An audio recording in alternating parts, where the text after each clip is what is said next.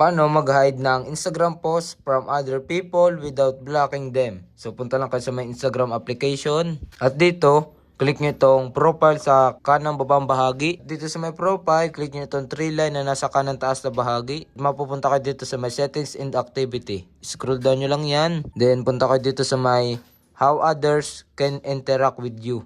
So hanapin nyo itong restricted. Then click nyo itong next button. At dito may makikita kayo dyang search bar.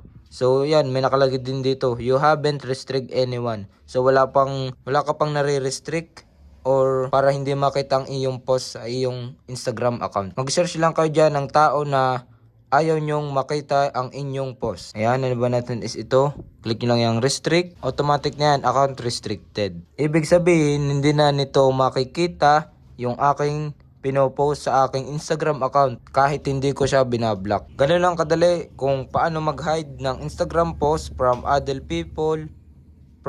people without blocking them.